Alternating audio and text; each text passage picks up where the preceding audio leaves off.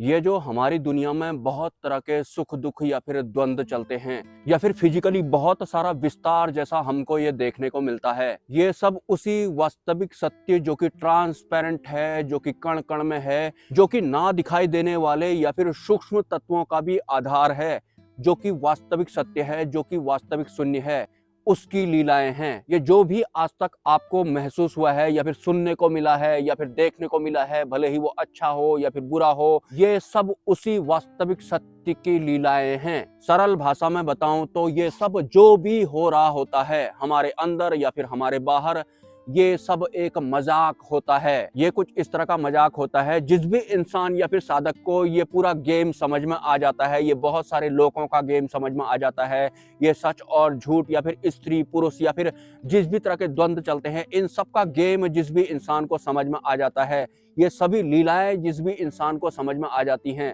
वो फिर इन सब से ऊपर उठ जाता है। फिर उसे ये कुछ भी प्रभावित नहीं कर पाते हैं। लेकिन वास्तविकता अगर आपको मैं बताऊं, भले ही आप किसी भी धर्म के हों, भले ही आप अहंकार में चल रहे हों, सुख में चल रहे हों, दुख में चल रहे हों, ईर्ष्या में चल रहे हों, काम में चल रहे हों, क्रोध आते रहता हो आपको टाइम टू टाइम, लेकिन ये सब जो भी होता है, ये सब एक मजाक होता है, ये वास्तविक सत्य की लीलाएं होती हैं। आप सोच रहे होंगे कि ये सब अगर मजाक होता है तो हमें जो बुरा लग रहा है या फिर अच्छा लग रहा है या फिर जो हम अटके जैसे हुए हैं या फिर जो हम बंधन में जैसे हैं, तो ये सब वो कैसे कर सकते हैं। बस आपको यही समझना है, वास्तव में ये सब लीलाएं होती हैं, ये सब मजाक होता है। वो एकमात्र वास्तविक सत्य वो कई सारे रूप बनाकर, कई सारी इंद्रियों का सहारा लेके, कई सारे लोगों में ये सब कर रहे होते हैं। हम सभी कोई 2 4 6 10 या फिर ये कंकड़ अलग, ये पत्थर पेड़ अलग या फिर बाकी के इंसान अलग या फिर भगवान अलग, ऐसा कुछ भी नहीं होता है।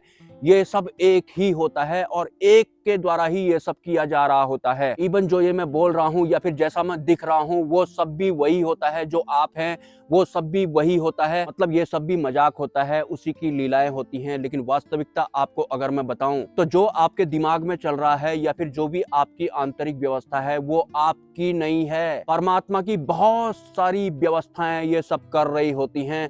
लेकिन हम अपने आप को शरीर मानते हैं तो हम उसे अपना खुद का पर्सनल वाला मानने लगते हैं, जबकि हमारा दिमाग भी हमारा नहीं होता है।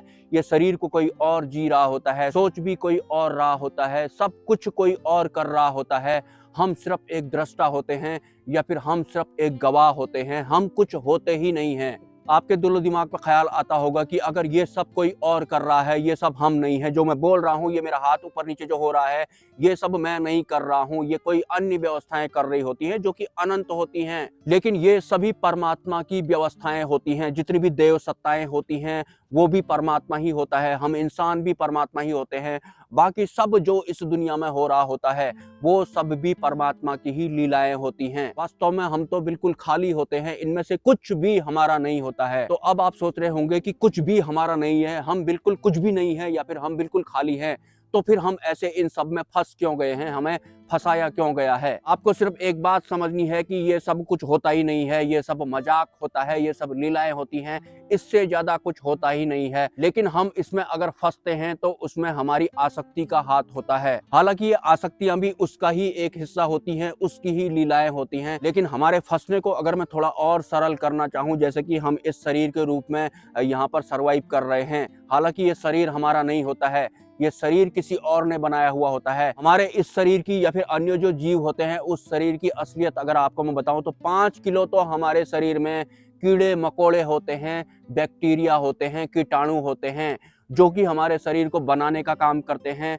और हमको सड़ाने का काम भी करते हैं। लेकिन हमारे इस भौतिक शरीर में हर वैरायटी के कीटाणु और जीवाणु होते हैं, और जिस वैरायटी के कीटाणु और जीवाणु में, जो कि लगभग 5 किलो हर शरीर में होते हैं।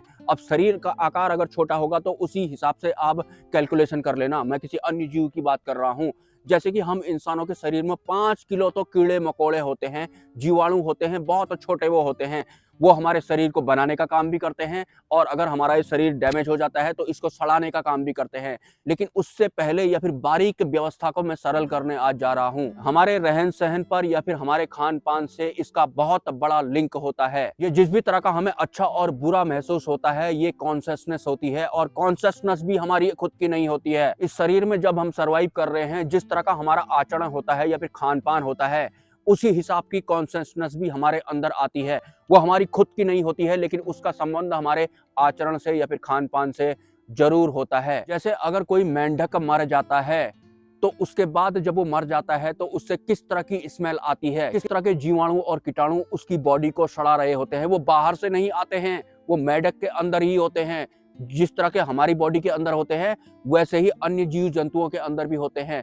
तो मेंढक जब मर जाता है तो किस तरह की बदबू उसके शरीर से आती है, मतलब अलग तरह के कीटाणु और जीवाणु उसके शरीर को सड़ा रहे होते हैं। वहीं अगर कोई फूल सड़ जाता है या फिर कोई पत्ता अगर सड़ जाता है या फिर कोई केला या फिर कंदमूल या फिर एप्पल अगर सड़ जाता है तो उसके सड़ने के दौरान किस तरह की स्मेल आती है। मेंढक वाली बिल्कुल भी नहीं आती है, क्योंकि वो एक मांस है और वो एक शाकाहारी व्यवस्था है। तो बैगन या फिर सेब या फिर केला अगर सड़ जाता है तो उसको सड़ाने के लिए अलग तरह के कीटाणु होते हैं, मतलब इन तत्वों में अलग जीवाणु या फिर कीटाणु होते हैं और उन जीवाणु और कीटाणुओं की अलग कॉन्शियसनेस होती है। सच बताऊं तो हमारे शरीर में रहने वाले या फिर किसी अन्य जीव जंतु के या फिर इन पेड़ पौधों के शरीर में रहने वाले जो कीटाणु और जीवाणु होते हैं, जो इसको बनाने का या फिर इनको सड़ाने का काम करते हैं, अगर इनकी मृत्यु हो जाती है तो वो उसी कॉन्शियसनेस का प्रतिनिधित्व करते हैं।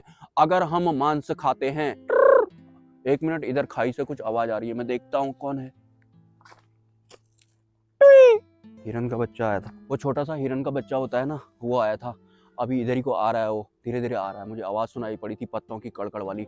एनीवेज, अगर हम मांस खाते हैं तो मांस हमारे शरीर के अंदर सड़ता है और मांस को सड़ाने वाले जो कीटाणु और जीवाणु होते हैं, जो कि पहले से ही उसके अंदर होते हैं, वो उसी हिसाब की कॉन्शियसनेस हमारे अंदर भरते हैं। मतलब हमारी कॉन्शियसनेस मांस खाने के बाद सड़े हुए मेंढक वाली जैसी हो जाती है, वो अच्छी बिल्कुल भी नहीं होती है।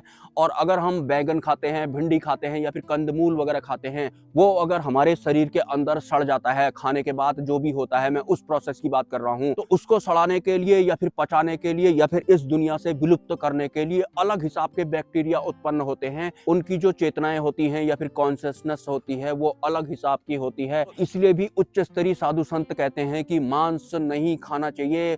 मांस को सड़ाने के लिए अलग लेवल वाली जो अच्छी कॉन्शियसनेस उत्पन्न नहीं करते हैं, वो वाले बैक्टीरिया और कीटाणु आते हैं। और अगर हम कंदमूल फल वगैरह खाते हैं तो जब वो हमारे शरीर के अंदर जाके सड़ता है, उसको सड़ाने के लिए अलग हिसाब के बैक्टीरिया पहले से ही व्यवस्थित होते हैं उसके शरीर में, वो उसी हिसाब की पॉजिटिव वाली कॉन्शियसनेस प्रोवाइड करते हैं। हम भी वैसे ही बन जाते हैं, हालांकि वो कॉन्शियसनेस हमारी अपनी खुद की नहीं होती है। जैसा हमारा आचरण रहेगा, जैसा हमारा आहार रहेगा, वैसी ही हमारी कॉन्शियसनेस भी होती है। उसी लेवल से हमारी आध्यात्मिक जर्नी भी आगे को जाती है। आप खुद सोचिए, आपके पास सिर्फ एक ऑप्शन हो, आपको सड़ा हुआ मेंढक अपने पास रखना है या फिर सड़ा हुआ आम या फिर बैगन या फिर भिंडी अपने पास रखनी है। रखना आपको एक जरूर है। एक के शरीर को सड़ाने के लिए कुछ ऐसे बैक्टीरिया हैं जिससे आपका अंतकण कहीं और का कुछ और ही पहुंच जाएगा। एक को सड़ाने के लिए कुछ इस हिसाब के बैक्टीरिया हैं कि आपका विकास होने लगेगा, मतलब सही दिशा में विकास होने लगेगा। तो अगर आज से ही आप अपना आहार बदल लेते हैं, जिसमें कि सही वाले बैक्टीरिया जो होते हैं, जो कॉन्शियसनेस जनरेट करते हैं, तो अगले एक हफ्ते से ही आपकी इंटरनल जो व्यवस्था है वो बदल जाएगी। ये मैं आपको लिख के दे सकता हूँ। हमारे जीवन में या फिर हमारे शरीर में जो भी हो रहा होता है वो अन्य व्यवस्थाएं कर रही होती हैं। हम तो सिर्फ एक दृष्टा होते हैं या फिर हम तो सिर्फ एक गवाह होते हैं। वास्तव में इसके अलावा हम कुछ होते ही नहीं हैं। हमारे विचार हमारे खुद के नहीं होते हैं, ये सांसें भी अपने आप ही चल रही हैं। ये जो सुख दुख हमारे साथ में चलते हैं या फिर नेगेटिव और जो पॉजिटिव ऊर्जाएं होती हैं, ये सब भी उन्हीं का खेला होता है। मतलब ये एक तरह का मजाक होता है। लेकिन हमारी इस संसार में या फिर इस शरीर में इतनी ज्यादा दृढ़ आसक्ति बन गई होती है कि वो हमारे अंदर ही फंस जाते हैं। हमें ये लगता है कि ये सब बुरा मेरे साथ हो रहा है, ये कुछ भी करके ठीक हो जाए। ये जो नेगेटिव और पॉजिटिव ऊर्जाएं होती हैं, ये सब भी खेल होता है। ये कुछ होता ही नहीं है, ये लीलाएं होती हैं। ये जो सुपीरियर एनर्जी होती है, जो कि ट्रांसपेरेंट होती है, जो कि कण कण में होती है, जिसकी वजह से बाकी का अस्तित्व होता है, ये सब वास्तव में उसकी ही लीलाएं होती हैं। ये कुछ होता ही नहीं है, ये एक तरह का मजाक होता है। जिस दिन आप ये समझ जाएंगे, आप इन सब से ऊपर उठ जाएंगे। मतलब जो वास्तविक सत्य है, उसका जो विस्तार है, हम उसके विस्तार में ही सिमट गए हैं, उसके विस्तार में ही हम फंस गए हैं। जबकि वो इतना सीरियस नहीं है, वो कुछ है ही नहीं, वो उनकी लीलाएं हैं, वो उनकी तरफ से एक तरह का मजाक जैसा है। तो इसके लिए हमें अंतरिम जागृति करनी पड़ती है, उसी सत्य की तरफ हमें बढ़ना होता है। वो बिल्कुल खाली होता है, भार रहित होता है। जहां भी आपको कुछ मिल जैसा रहा है, आपको ऐसा लग रहा है कि मुझे कुछ प्राप्त हो रहा है, या फिर मैं कुछ बन रहा हूँ, कुछ सोच पनप रही है मेरे अंदर, या कुछ भी आपकी तरफ आ रहा है, आपको ऐसा लग रहा है कि मेरा विकास हो रहा है, तो आप समझ जाना कि आपका विकास नहीं हो रहा है, आपका विस्तार हो रहा है। वास्तविक सत्य के अलावा जो भी है वो सब विकास में आता है या फिर विस्तार में आता है, वो शून्य का विस्तार होता है। और ये जितना भी विस्तार होता है, इनमें से कुछ भी हमारा नहीं होता है। ये सब अलग अलग व्यवस्थाओं द्वारा, अलग अलग चेतनाओं द्वारा चलाए जा रहे होते हैं। हमारे इस शरीर में हमारा कुछ भी नहीं होता है। हमें बहुत सारी सत्ताएं और चेतनाएं जी रही होती हैं।